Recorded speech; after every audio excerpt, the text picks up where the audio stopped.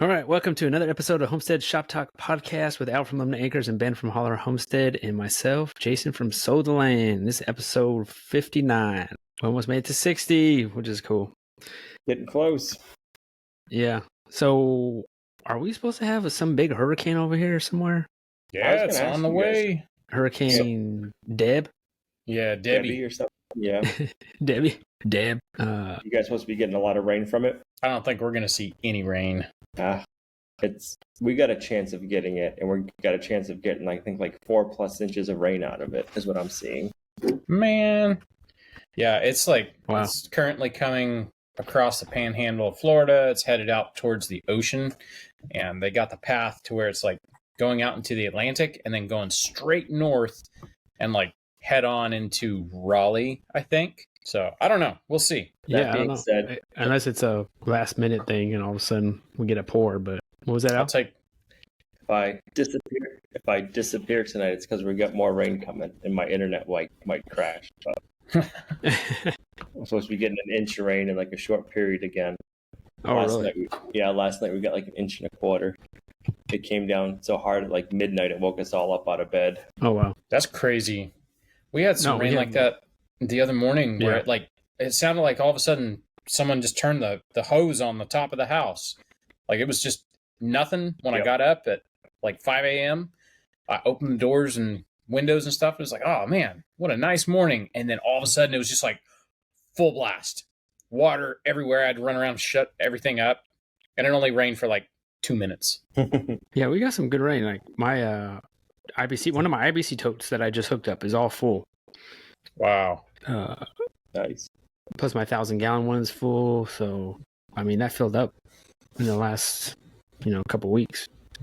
Yep. I think it was either the night of or a couple nights after our last podcast. We got rain. We got 1.5 inches, but it was weird. Some towns not far from here got 8 inches again, and they just got it was like 2 towns, and they just got wiped out. That's crazy. That's so much water. Yeah, and it's just weird how it's happening. It's like this last time was 2 like towns, very isolated spots that got 8 inches. Everybody else got a lot of rain, but not compared to what those 2 areas got. We've had some nice mornings though. That is the truth. Cool. Nice and cool. Foggy. That's nice. Coffee weather's coming. Oh man, we're coming up into fall. I think fall, honestly, is my favorite time. You get those cool, crisp mornings. Like you get to break out like the hoodie or the light jacket, and it's just like, oh yeah, here we go. Here's fall. Break out the thermos full of coffee you carry around all day. Start chores at like 10. Yeah. We're getting down to the 50s tonight, and then we got 47 for a low tomorrow night and 45 Wednesday night for a low. And we're like in the 70s this week for highs. Send some of that this way. Last week we were in the 90s last week. It's all over the place. Yeah, we're not there yet. But so how you guys' week been? You guys get stuff done this week? Kinda. In between the rain. So I might as well talk about the back end, the side that doesn't make it on YouTube. So we've had family out here visiting, and so it's kind of just throwing a monkey wrench in everything. It's really good to see family, but it kind of grinds everything to a halt. So Meg's mom and grandma are out here visiting. Meg's mom retired this year, so she's got a lot of free time. Well, Meg's brother, who lives in Texas, they picked him up on the way from California out here and brought him with them. So we got to see her brother. We haven't seen her brother in 7 years. So it was really cool to see her brother. Glad to hear he's doing good. He's a software engineer, so he took a job out in Texas. Younger? Oh, he's like 10 years younger than me. I think he's 9 years younger than Meg. Okay. So yeah, he's just a kid. He's like 28 years old. He's just a kid. No, it really is interesting. Like when the last time we saw him, he was very much like, he was barely in his 20s. He was like 20, 21 last time we saw him. And it's amazing how much someone can change in, the better part of a decade. He hits the gym all the time. So he's ripped. And it's like, man, what the heck? Make me feel fat and old. So yeah, it was really good to see Josh, Meg's brother. And they took him to the airport to fly back home. Saturday, I think, is when his flight was. And so he had to, he's a working stiff. So he had to head back home and go back to work. And then they're out visiting some relatives, I don't know, about an hour from here. It's Meg's grandma's cousin, I think is who it is. And they're up there visiting right now, and they'll be back, I think, tomorrow. I think they're going to be back with us tomorrow. But that's kind of been occupying our time. This past weekend, something like, I don't know why I haven't filmed this, because I know people would love to watch this. I've got a project that I've kind of been working on that I haven't really filmed. Like, it's just kind of been this nice little project that, I don't know, I just haven't wanted to film. So I've got this nifty wood chipper for my tractor.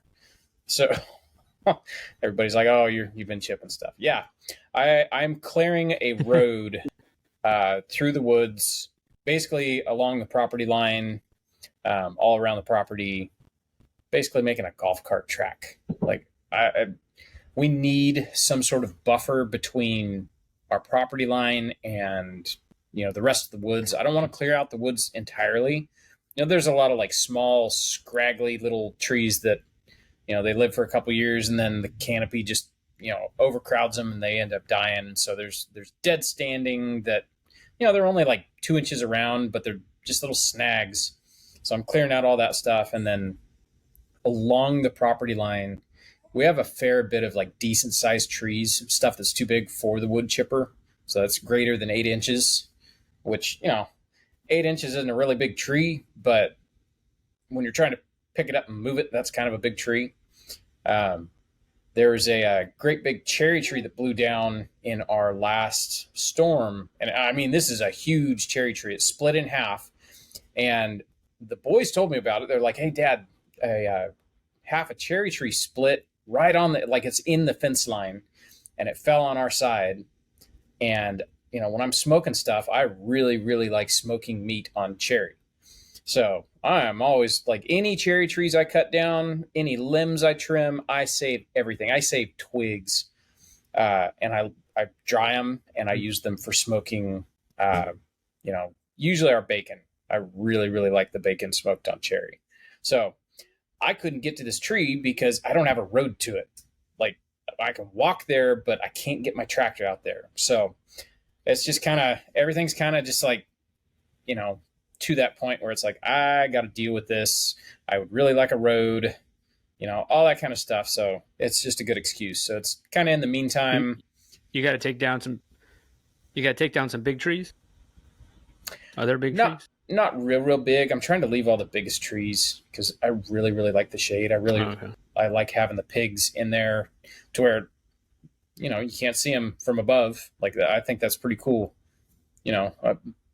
Neighbors will come over and they'll be like, I didn't know you had pigs in the woods. It's like, and I want it that way. I like that. Usually the smell is the tip off to the neighbors, and if you move them around enough, there's no smell. So yeah. Been hanging out with family we haven't seen in a while, and clearing some land when I have a free afternoon or free evening. That's just good stuff. It's real good stuff. Working up a sweat, huh? Oh man, sweating buckets. But you get a workout. I think what's fun with that wood chipper is, because it's got a self feed, I can't keep it chipping. Like, feed it a tree, walk to go get another one. That one's already done. Come feed it another tree. So this past weekend, the boys, they're bored. They wanted something to do. I was like, well, come help me chip trees. And so all four of the boys, like, we've nearly got adult teenagers. The boys are going to be 18 in about 6 months, the older boys. So, they're as much of a hand with a chainsaw as I am. So I can turn them loose. They can handle that stuff. And me and the younger two will feed the wood chipper. And I mean, it's like having a work crew. I think each night we've worked, we've cleared, 30, 40 feet of impenetrable woods in about 2 hours. We'll work like 2 hours, something like that. So, yeah, it's pretty cool. Pretty fun. Now, you saving those wood chips for the pigs out in the woods, or you got to bring those to your other pigs? It just depends where I need them. Pigs up in the woods, if they can get some, they'll get some. There's going to be plenty, because we'll eventually circle around and come up behind where the pigs are, and I fully plan on blasting some wood chips into where they're at if I haven't moved them yet. We're getting pretty close to separating the babies from the mamas and separating the mamas from the boar. Getting pretty close. I think it's probably going to be next week. I think is 8 weeks. We usually pull our piglets at 8 weeks and wean them, but I have to move pigs that are in our pens to another pen, so it frees up that pen so I can put the babies in it, and it's a process. Currently, the pens are so absolutely trashed, muddy. Putting wood chips in there, it's nice for about 2 days, and then they just work it back to sloppy, muddy again.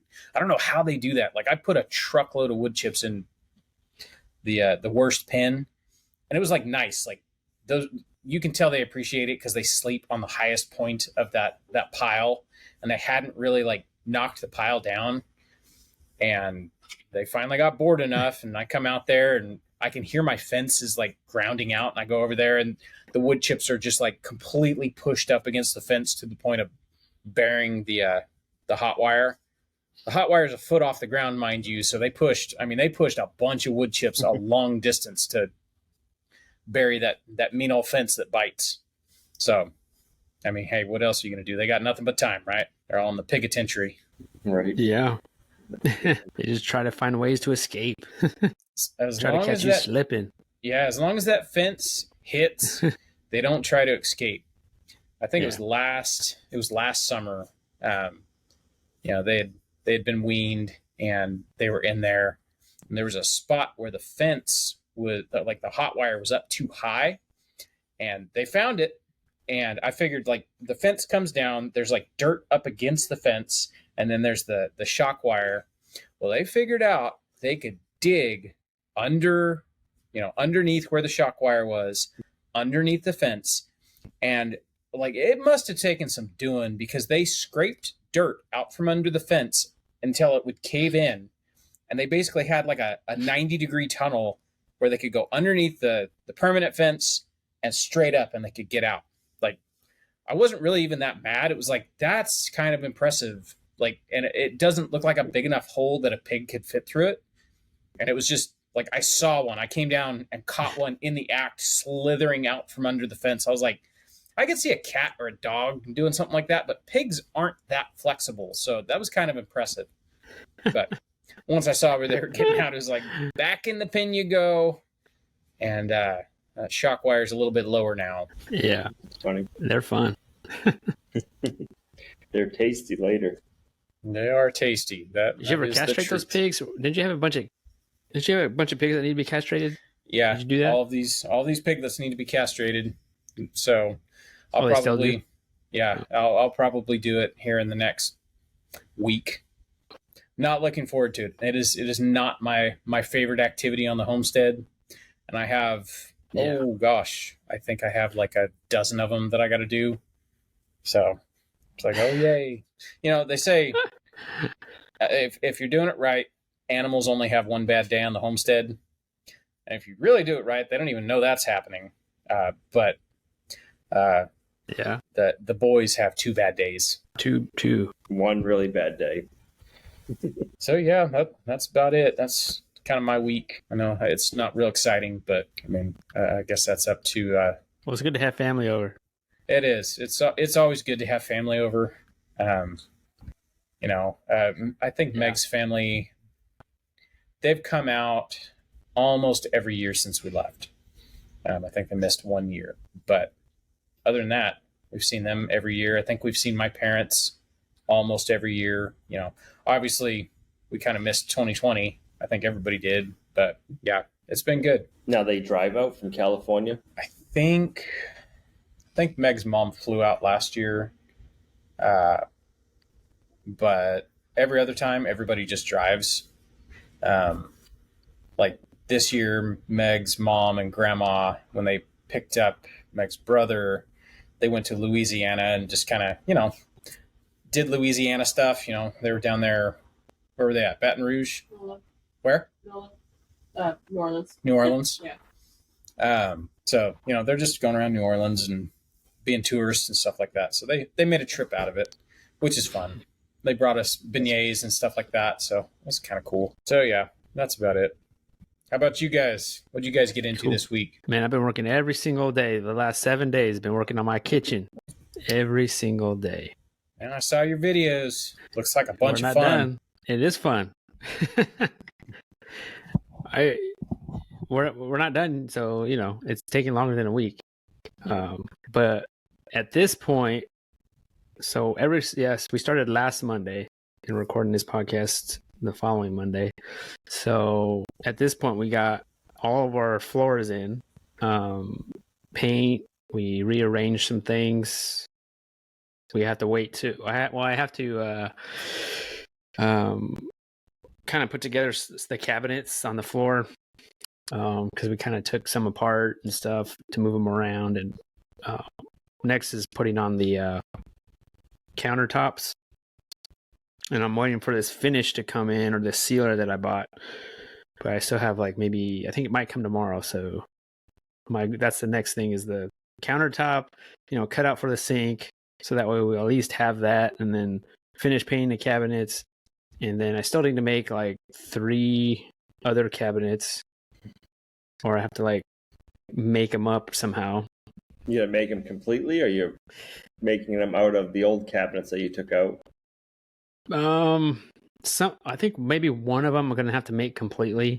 Yep. But there's 2 smaller cabinets where I might try to take apart an existing cabinet and try to reuse that to try to make them all look the same. But I don't know. We'll see how it goes.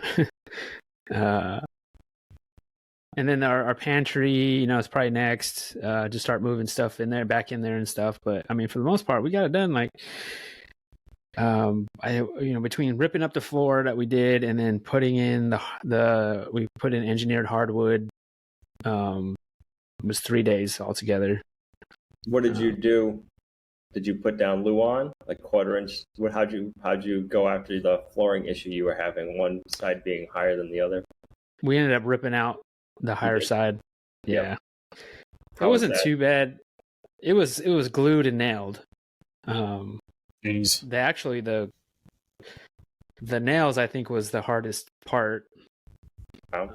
The glue wasn't that bad actually. We just took a crowbar to it and just yanked it out. Luckily it wasn't a huge amount, It wasn't like the entire house we had to do or nothing. But Now that video will be out when this podcast goes out. I just posted it out just before we got on today. Okay. So how do you like the floors? Or ripped out? Yeah, not the. I just posted where we ripped out the floor today. Okay. But as far as the hardwood, yeah, it should be coming out by this podcast. We like them. It's they're they almost look like our existing hardwood floors, but just newer. Yep. Like the existing floors, there's a little they're older, so there's almost like a yellow tint or a darker tint to them. But I bet you if we completely sanded everything, we could probably get it to match pretty good. That's cool. But yeah, I mean they're great. They're engineered hardwood, so it's not completely hardwood, so they're not as thick. and they're pretty easy. I at first we were like, at first I was thinking we're just gonna float them in, like not tack them down or nothing. Yep. Because I've never done this type of hardwood floor. I've done like vinyl before where you just snap them in. So I was thinking it was gonna be the same thing, but then after we started it, I was like, and it started like moving around, and then I did more research, and I guess if you just float them in, if you wanted it to ever refinish the floors, I guess you can't because they're gonna move. Everything's gonna move around. Yep. So we decided to tack them in with a brad nailer. Okay. Which I'm happy that we did, because we kind of started it and then we had to rip some out and then put it back in, and it ended up going really good. And we had Lorraine's dad; he came out and helped us.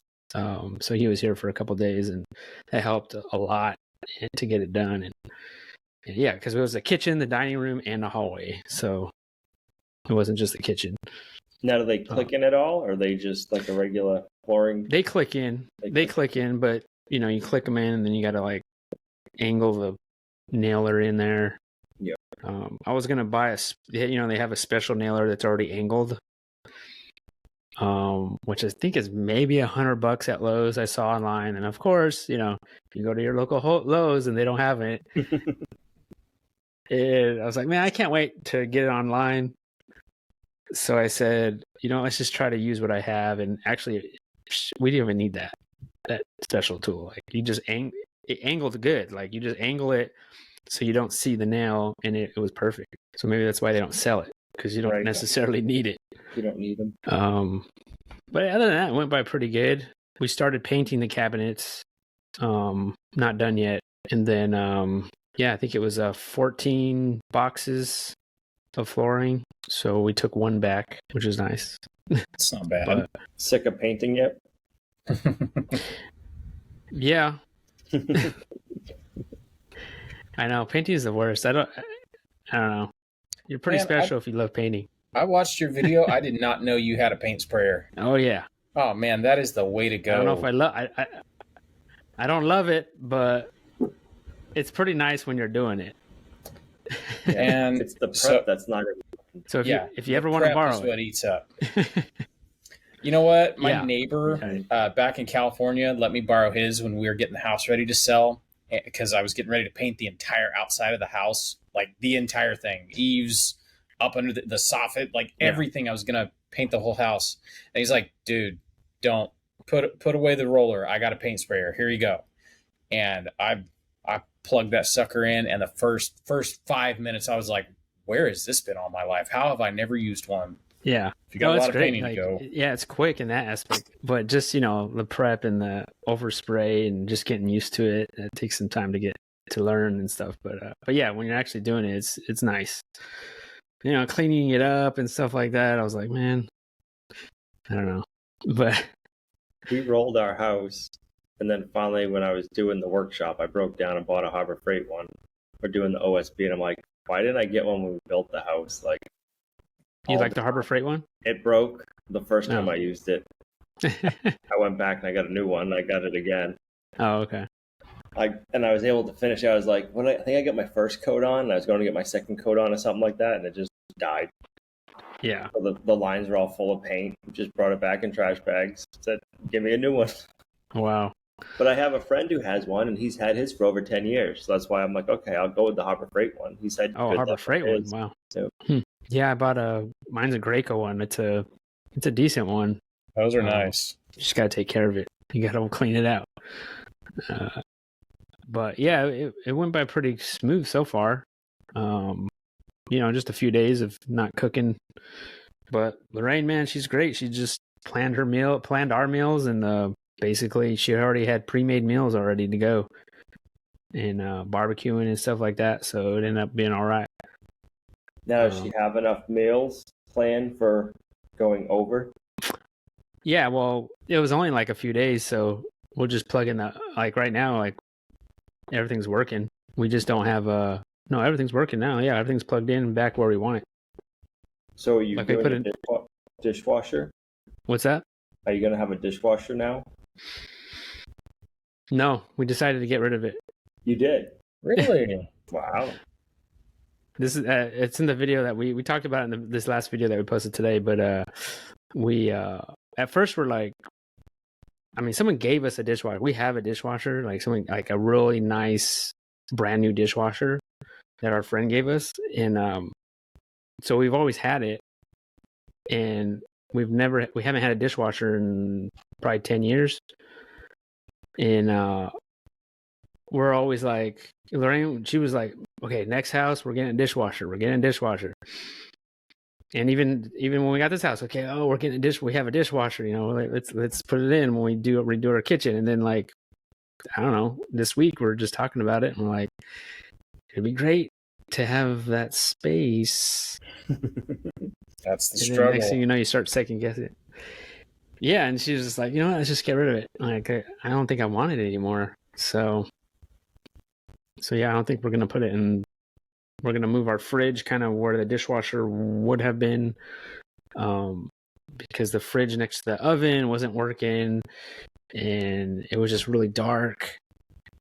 And so now that where it is right now, it's like night and day. It's like 10 times better. We didn't even have lights up yet. I mean, I still want to do recessed lighting, and we don't even have that up yet. And still, just without that, it's with the white walls and moving the fridge, and it's just 10 times better.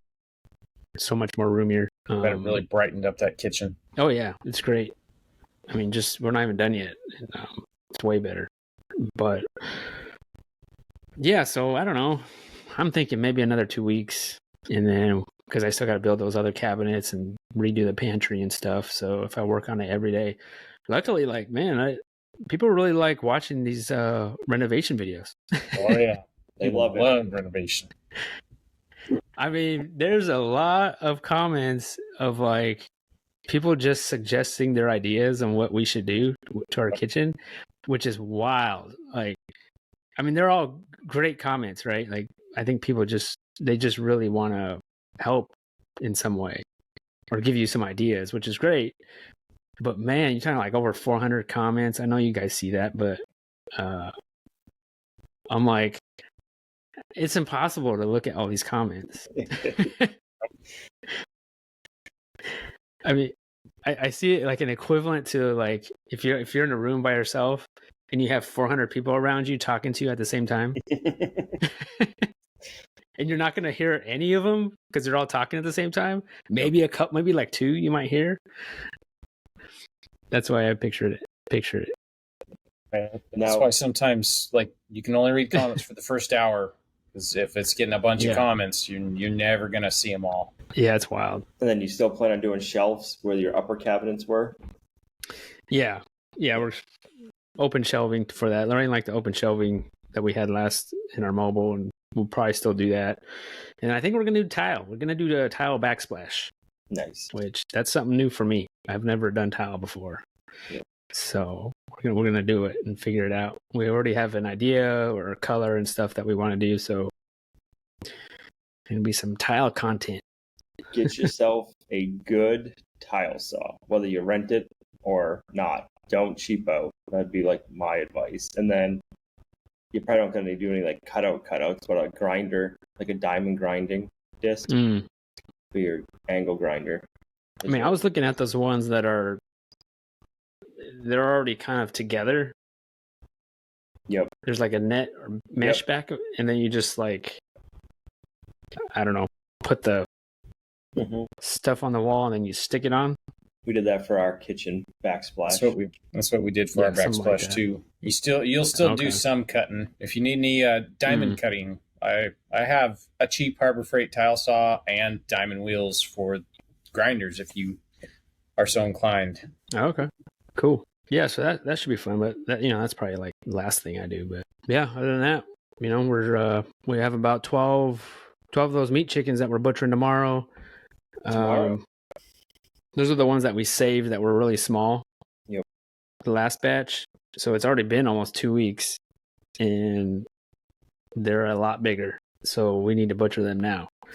And we've been putting it off all week because of this thing we're doing, and Yeah, I'm just doing that, and I think after this podcast, I'm going to be putting out 60 more meat chickens out on grass out of the brooder. And those So, are 3 weeks old. Yeah, Yeah. they're about 3 weeks. So And it's been hot out. Yeah, it's been hot out, so they're ready. So you'll be doing another class on those for butchering in 5 weeks. We might. I'm not sure. We might do one more class. It's getting on up towards We'll either do pig classes. I don't know. Yep, pig class. We may do a turkey class, but that's all like in October, November. So yeah. How are your turkeys doing? Have you lost any more? No, turkey's been doing great. I have them around the netting now, and they're all around the netting, just grazing. They eat a lot, though, man. Like 17 turkeys, they eat a lot. How many bags you going through a week? What? Oh, you got. Well, I bought the 1,000-pound tote. Yeah. But I have one. I don't know how much feed it holds, but it's one of those tall feeders, those automatic feeders. Yep. I'll fill that thing up, and they'll definitely go through it by the evening. Oh, wow. All of it gone. So they're eating like Yeah. 5 to 10 pounds or something like that a day. Yeah, probably. It's probably like it's almost a 5-gallon bucket full, I bet. Oh, geez. A I'm 5-gallon pouring bucket is there. 25 pounds, Jason. Are your turkeys eating 25 pounds of feed a day? I think they are. I wouldn't be surprised. And They are the That Cornish wouldn't- cross. Wouldn't surprise They're the me. Cornish yeah. cross of turkeys. They'll eat more the older they get. I hope they don't. I hope I don't have to buy more than 1,000 pounds. Yeah. So I may just be like, okay, just get through this 1,000 pounds, and that's it. We're ready to butcher. The day you feed them the last scoop, it's like, all right, tomorrow's the day. Yep, it's Yeah. getting down. Now, how are yours doing eating pasture? I mean, they're grazing. I see them eat grass, Yeah. and they'll get the insects for sure. I think that's the first thing they look for. Because our grass is really long right now, and I'll move them on there, and they're looking for the grasshoppers, and Yeah. I do see them eat the grass. So they're not. I think for the most part, they're just laying on it, Ours- pushing it ours- down. Yeah, that's what ours were doing, was just laying on it, matting it down. And then just today, I noticed yesterday, they like mowed it. Oh, really? Yeah, I was like, this one, I was like, what? And yeah, they had went like, it looked like it was mowed. So I moved, I'm trying to think what size portable chicken coop I have them in. I think it's like 10 by 12. I got them in with our new layers, and I move it like half a tractor length ahead every day, so that way they can poo on whatever like they were eating or matting down by the food. And yeah, when I went, You leave them in there? You leave them in that coop? Yeah. Yeah. So I was noticing that today. It looked like it was mowed. I'm like, they've just been matting it down, and they've been eating it now. So I imagine if they're in the coop, they'll probably mow it down them better than, because I have mine just roaming around. yep. So they'll definitely probably mow if they're in the coop. But at night, every night, I've been putting them away in the coop. In the coop, yep. And, the turkeys are a lot easier to round up than chickens. A lot easier. Like they kind of stay together, and I just have two 5-gallon bucket lids, and I flap my hands like wings, and I just kind of guide them in. They're almost like sheep. Like you could really corral them and like move them around. But they go in there pretty easy. That's cool. But I think as they get bigger, though, I'm not going to be able to do that. I'm not going to be able to do that because they'll just be too big for the coop unless I just pack them in there. But I might just let them be. But they haven't flew over. The netting. Not even close. I've never seen one. Better knock on They'll wood. push through it. You're going to go out tonight, and there's going to be They'll turkeys. push through it. Yeah. The brown turkeys, the heritage ones, I think they would have flew over. But Yep. These are the white ones. They're not too smart. No. Now, did you get your chickens yet, Ben? 'Cause you guys No, are gonna we're be doing meat supposed birds we're soon. supposed to get them this week, probably like Wednesday or This something week, like okay. that. I'm ready. We got the feed, got the coop ready. Like we're ready. Yeah. Perfect time of the year to start them as chicks. You don't got to worry about them getting too cold, really. Yeah, that's kind of why we decided to try to do them. Spring is a little bit difficult because it's cold still when you get them. If you get them too late, then you're butchering when it's hot. But next year and this year, I think we're doing less chickens this time, and then we're going to do a batch in the spring, and then we'll just get on a cycle of doing 2 batches of meat birds a year. We thought once a year would be fine for us, but a year is a long time. Like, we're just about out of chicken. Like we're scraping the bottom of the freezer for chicken right now. It's like, man, we still got 8 weeks, or actually longer, 12 weeks from now. How many did you raise last year? Last year we did 100. This year we're only doing 75. But in 6 months we'll do another 50 to 75, something like that. Right. So what's going on now? What are you up to this week? Been planning the projects around the rain. At least you got some shop space you can work out of the rain. That has been nice. So I got some gravel dropped off to fix the big culvert that was washed out, but I had to wait to get that dropped off until the road dried up. And then I got it dropped off, and that afternoon we got an inch or more of rain. So I was like, okay, now we got to wait till it dries up a little bit again. I had to get a big excavator in to set the culvert just because my excavator wouldn't reach, and do a little bit of the deeper work. And we started doing that, and it just started downpouring. I don't know how much rain we got while we were starting to set it, but it just opened up and downpoured, and we used 2 dump truck loads of gravel for that. And so then I needed to get more gravel, so I had to wait for the road to dry out again. So it was just kind of like, okay. So luckily we got the workshop, which is awesome. So I was like, all right, we're going to put this project on hold.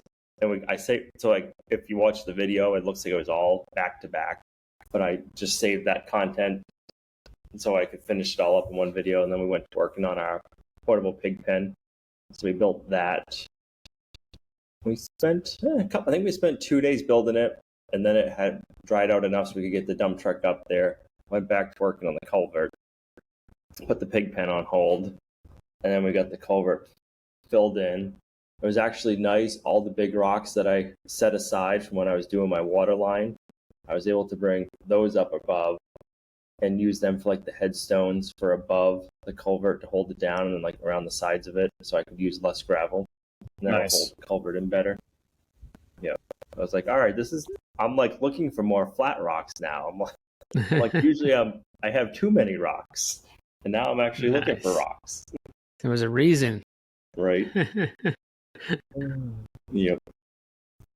I didn't use all my rocks because they weren't all flat like the ones I needed, but I was able to use, I don't know, I think I used 4 from below, and then up above all the ditches, when we had the big excavator here, he was working, and I was going up the ditches with my little excavator, and any of the big rocks that were just stuck in the ditch, I don't know why they were there, I was just picking them up with the little excavator and trucking them up to him, and he was using them, so that kind of worked out too. I was like, all right, they had like these big rocks sticking out of the ditch, so when I was going to mow the ditch, I couldn't mow up to them because there was a big Easter egg sticking up out of the ground, and then you'd have trees growing up by them. So I was like, all right, we'll get rid of this stuff and we'll use it.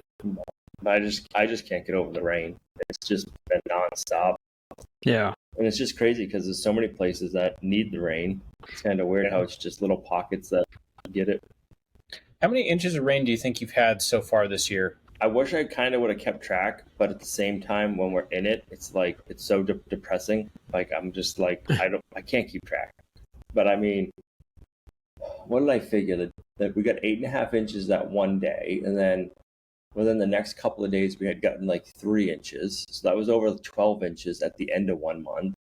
And then since then, I bet you we've gotten 8 inches again, like spread out, not as quickly, just over the days. And then they're calling for, if Debbie comes our way, they're like, it could be 4+ inches and just catastrophic. Last night we got 1.25 inches of rain.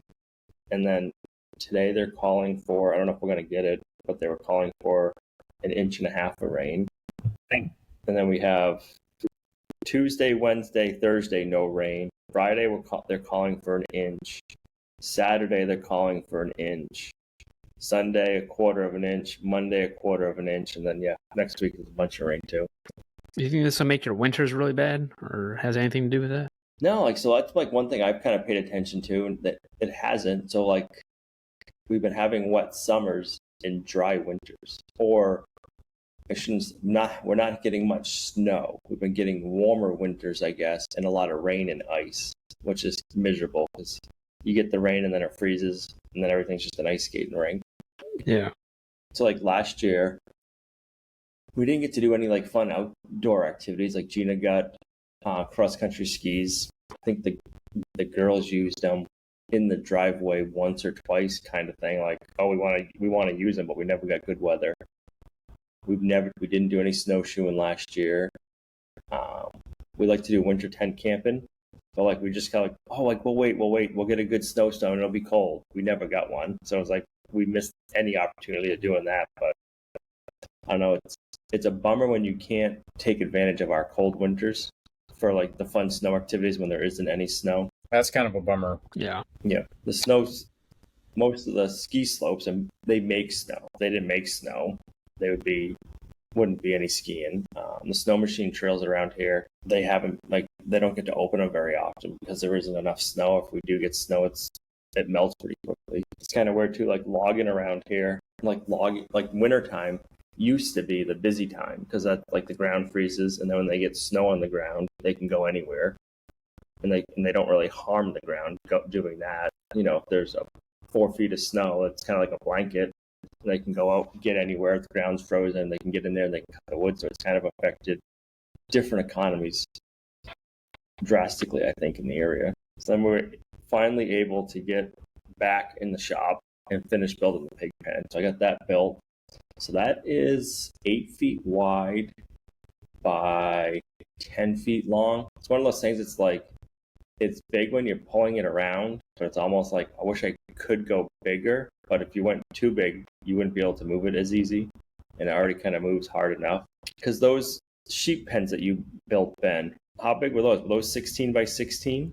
Yep, they were a whole cattle panel, 16 by 16. Suckers are huge. Yeah, they must be kind of rough to move around if you don't have like a flat pasture. Yeah, if it's flat, like I made a couple for Jess and Maya, Roots and Refuge down in South Carolina, and I took them down there and we set one up, and their whole pasture is just like, it's flat. You know, there's like a little bump, and they're like, yeah, that's the highest point on the property right there. Like it's flat. And you know, I've made one for Justin Rhodes, and he's up there in the mountains, so there's not a whole lot of real flat ground. And then, you know, the one for them, and it was interesting, the night and day. Like, I've pushed around the one at Justin's, and it's kind of hard to push around. And then over there at Justin Maya's, it's like, man, so this is what it's like to push one of these on flat ground. They're kind of nice. Yep. Yeah, that's our issue. We don't have a ton of flat ground for that. What are you going to move it with? Just yours side by side? Yeah, I'm moving mine with the side by side. But that's why I'm reluctant of making one of those, because I'm like, man, I hate being reliable on a vehicle to move a structure like that. Yeah. Because what if it breaks, or, you know, I don't know. And then you just got to have backup equipment. Yep. If it ain't the lawnmower, then it's the golf cart. If it ain't the golf cart, it's the tractor. Yeah. If all else fails, go get your truck. Yeah. Yeah. I know. It's like I had to mow one of the pastures we had the dairy cows on. And I'm like, I want to use my flail mower, which is on the big tractor, because it mulches it up a lot better after what they didn't eat. But I'm like, we've had so much rain. I'm like, I can't get on there with the big tractor. I'm just going to rut it up, make it worse. I'm like, I'll do it with the Kubota. Like, the Kubota is just basically a riding lawnmower. So it's nice to have the different options or the different tools to do it. I'm like, it's not the best tool, but I was able to mow it, because if I had to wait till I get the big tractor on there, it could be a month or two. Who knows? You know, I don't want to make the pasture worse. Man, that is the struggle. Like, I really want to get a flail mower for my tractor, but at the same time, it's like, but I really like not rutting up the whole property. And, you know, the places that I would use it the most, I'm going to rut it up because it's the squishiest part of the property. So it's just like, it's a struggle. It is. Now in the dry season, is it still squishy with the tractor, you think, or? So we call it the bottoms. That's where all of our water is. Even though one of the springs does dry up, it never really dries out down there. It's the best dirt on the whole property. I think we probably have a foot to a foot and a half of topsoil, which is really good for us. So it's just squishy. Like, there's like, even in the peak of dry season, I cannot mow in the very, very bottom. It has to be done with a weed eater. Because even though it looks like it's, not squishy, you can mow down there and you might make one pass, but if you turn around and make another pass, all of a sudden you're slipping in the mud and that lawnmower's stuck. Yep. That's with the zero turn. Yeah. Yeah. So how did your male pig, called Zeke, right? How did he do when you separated them the first time? Because we just separated ours, Yukon, from the ladies for the first time. That's why we built the portable pig pen. He's fine now, but he didn't like it the first day. He was ornery. He wanted to go get to his ladies. Oh, really? Oh, yeah. No, Zeke he didn't care. No.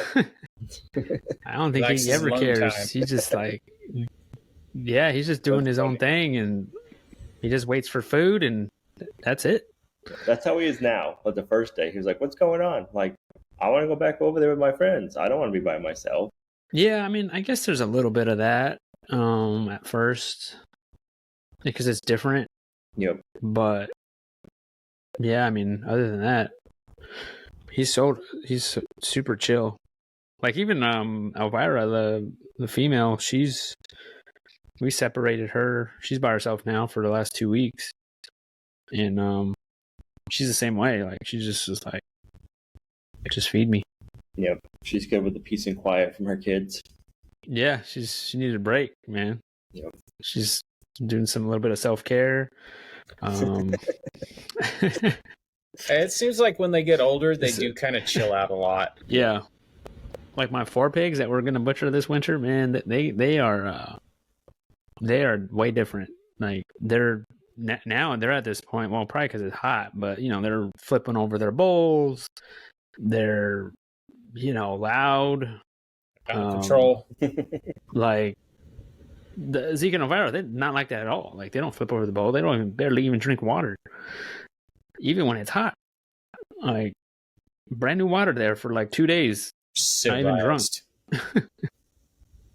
Yeah, so it's just night and day, like, just different. So yeah. And then we were finally able to get so we have our cross cows there.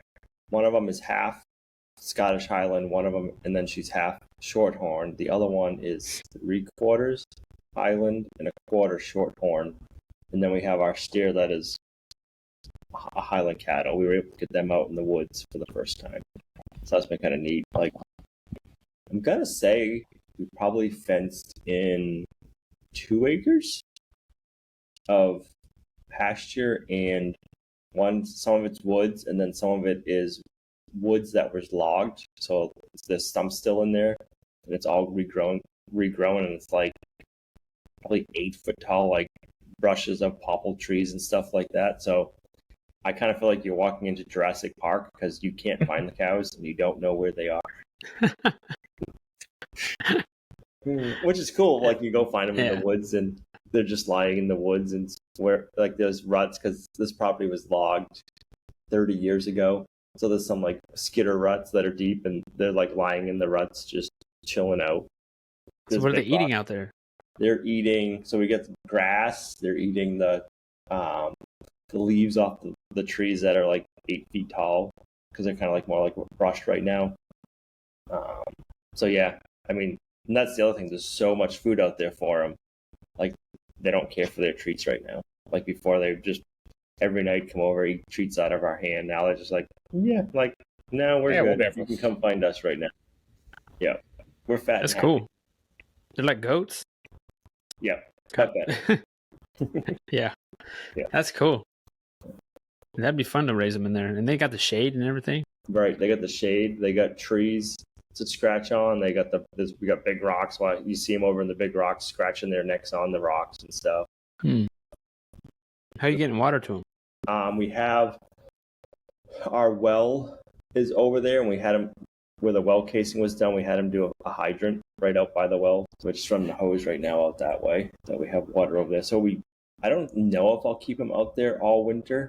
I'm thinking I'll keep him there till like snow falls, and then I'll put them over with all of the other, the dairy cows, and I want to get haylage, which is fermented hay basically, and then they can eat that all winter. And it's good for them, and it'll help put, I think, better meat on their bones, or help them fatten up better. So we have our Jersey calf. I'm trying to think, I think he's 14 or 15 months old. So we're trying to figure out when we want to butcher him. I mean, he's looking pretty tasty. But you going to do him yourself, or are you going to take him somewhere? I haven't decided yet. He's a big boy. You got that meat pole. We do. We got the meat pole. We got the tractor. Oh, man. You just need a cooler. Oh, it's winter. You can hang them. Winter. Yeah, we got the coolers. We just got to build them. Yeah. So we got.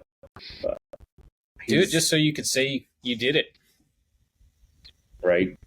It's a bunch of work, though. The size of this. What's that? It's a bunch of work, though. It's a lot of work. Cow is kind of intimidating. Yeah, I'm sure. How many days do you think it took you all said and done? Oh, I did it over a week. I probably could have done it faster, but most days it was maybe 5 days. Yeah, it was like 5 days. I didn't want to kill myself doing it, so it was like we had some friends come over and they helped one day, and that was for like 4 hours, and then the next day it was like, I don't know, it was all day. I think all said and done it was 5 days, but there's a lot of grinding and a lot of deboning stuff, and then you chop everything up for stew meat and making jerky and stuff like that. So it just depends on what you want to do. Now, how'd you guys pack it? Do you have the vacuum pack bags? Yeah, we vacuum sealed. Basically everything fit in vacuum bags. We bought some huge vacuum bags. I think there was stuff that was still too big for vacuum bags, and we wrapped some of that. But generally, I know how we like to eat. I know how Meg likes to cook. So it was like, all right, like here's a meal that fits in a vacuum bag conveniently. Just stuff like that. Yeah. If we send it to the butcher, one of the reasons I might send it to the butcher is we want to get a label made so we can start reselling meat in the future. Mm-hmm. So it's kind of like if we sent them to the butcher, we could take the time and get the label made and like a test. Test it, yes. Whether not, we wouldn't sell this guy. Because it's like, no, we want to eat him. But it'd be a test, so if there's any issues or hiccups, we could kind of work those kinks out ahead of time. I'm curious. I want to see what you say about eating a Jersey. I want to see if you like it as much as we have. See if you can make a cow disappear in 6 months. I'm trying to think. It must have been back in like 2008. No, it might have been even before that.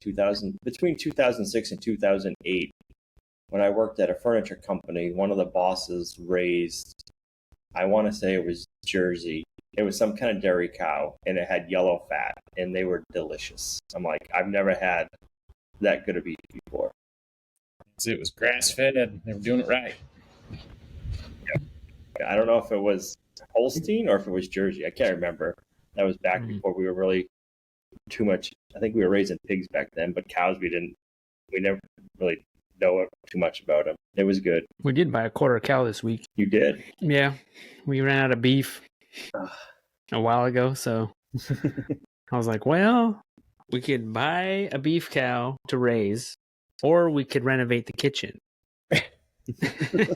Priorities. Hey, you got to have the kitchen to do the beef. That's true. Now, do you know what breed it was or anything? I don't. Yeah, I don't remember. It was just a quarter cow. We went in with a friend. He was buying the whole cow, and he's just like, "You want to buy a quarter of it?" So, and we didn't have no beef, so we're just like, "Yeah, let's do it." So, have you actually had to go buy some beef too. We don't have beef for our upcoming classes. So Meg was like, "I got to restock the freezer." That was kind of painful. Yeah. It's not cheap to buy a live cow right now either. So I think any way you go about it, it's kind of painful. Yeah. I know. It's kind of crazy. I know. But I think- Flooring or a cow? Yeah. Right. I'm trying to think. We bought Azalea, our milk cow. We've had her for a year. We bought her with her calf, I think for $1,800. And I'm like, man, I wish I would have known what beef prices would have done in a year, because I would have bought a lot more cows last year, and I would have probably tripled my money. Yeah. I know. Just don't know. Yeah, that's for sure. So, are any of you guys thinking about getting cows? So next year you'll have beef. I'm always thinking about it. Yeah, we're always thinking about it. I do want to get some. Yeah. For sure. We got a friend that said they'll sell us some. They say they have every age possible available, so we might buy a yearling and do that one immediately, and then get like a weaned calf and just a steer, just raise that out for another year. But it's looking like we're a 2 cow a year family, so I have to figure out how to, because we want to get another dairy cow. We're talking about getting another dairy cow, but I can't do a dairy cow and beef cows at the same time unless I want to feed tons of hay. So it's a struggle. I think I'm going to have to find some land to lease. Have you ever had veal? I wonder if you could do with your dairy cow, if you could buy some weaner calves and then do veal. I mean, I've had veal. Veal's delicious, but I mean, I don't know. Depends on how economical it is. So is there land in your area to lease, like grassland, you think? There's actually some neighboring properties that they're not doing anything with. And it's just that I should just get, I can ask one of the neighbors, get their number, and just head them up and say, hey, can I lease your property for grazing? Do what, Salatin says, or, a couple of the other guys. I mean, there's land all around here, and all I see is everyone just hay it. Yep. Or if that. Usually it's just hay. I've been driving around looking is there any fields I could get for haying? Because there's a lot of fields you see that they don't even do anything. Well, they just brush hog them or mow them. Yeah. Thought I just crashed there for a second. You're good. Jason's frozen on my end. Can you hear me? Yeah, I can hear you. Okay. Storm's coming. I mean, we do have a hurricane. Hurricane's coming. Hurricane Dib. Hurricane Dib. So what was the tropical storm or the hurricane that would have been going with a C? There must have been another one, right? If there was Beryl and then... Oh, I don't know. Do they go in alphabetical order? Yes. I didn't know that. They do. And now they started naming the winter storms. I think they started doing that a year or two ago up here. In alphabetical order? Yep. Conspiracy. I think they do it because it makes it more fear-mongering. They have a name. They can really spice everything up. Deb's coming and she's meaner than ever before. I know. I want to be the guy who comes up with the names. Some of the names they come up with, it's just what? Why? That's a dumb name. I know. Yeah, I don't know why. That's funny. Little Debbie's might get mad if they're naming it the Storm Deb. I wonder if they'll be selling more or less Little Debbie's now. Little Debbie's or Big Debbie's? Well, we're about an hour, guys. Hopefully that storm that's coming, we don't get hit. Hopefully you don't get hit too much, Al. Right. And hopefully we don't either. I don't think we will, but I don't think you never we know. will. I hope It everybody stays up who's to sea. currently getting nailed by it is all right, because I mean, it's going right across Yes. Florida, Georgia, South Carolina. They're getting hammered. Yeah. I've already gotten a couple emails from people wondering if we're getting hit right now. So I appreciate everyone those emails that are coming. But we're good right now. Yeah, it's nice, pretty weather right now. We're good. Yeah. For the storm. But before we go, I do want to mention there is an event, Homesteaders United. We have some friends that are putting on this event in Asheville area, which is Billy, Tim, and Mike. And they are, I think you're calling it Homesteaders United Jamboree. Yep. August 29th and 30 through the 31st. So if anyone's in the area or wants to head out there, they're doing workshops. I know it's a smaller event, which is cool. I think it's at an actual farm. So just letting everyone know about it. And they have a website that you could go check out. And you just may see my cool trailer there.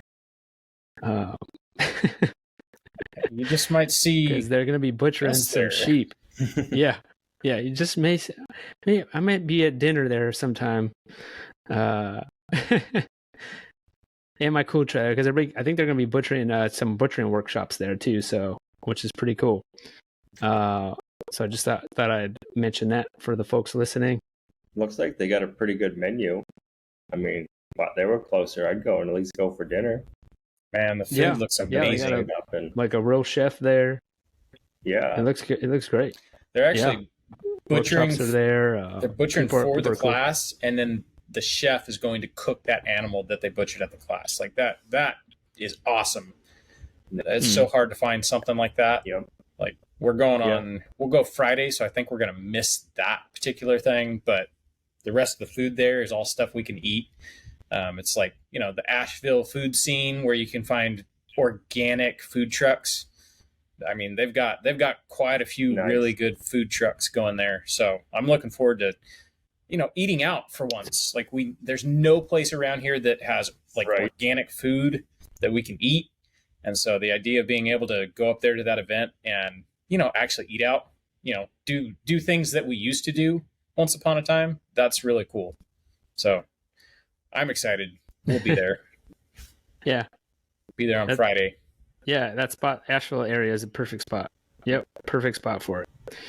So, guys, anything else? No, I don't got no cool events like that going around me. No cool events, Al? Nope, nothing like that. Oh, man. Let that hurricane blow you on down here. You can come. You gotta right? I know. Get on your ark and head down here. All right. I need to get my helicopter's license so I can just pilot myself down and be down there in a couple of hours and be home shortly after. Yep. That'd be awesome. All right. Well, I appreciate everyone listening and watching this podcast. Thank you so much. Subscribe to us on YouTube, Homestead Shop Talk Podcast, and rate us on iTunes or wherever you listen. And we appreciate it. I hope everyone has an awesome week. And we'll see you next week. Thanks. Bye. Have a good week. Later, everybody.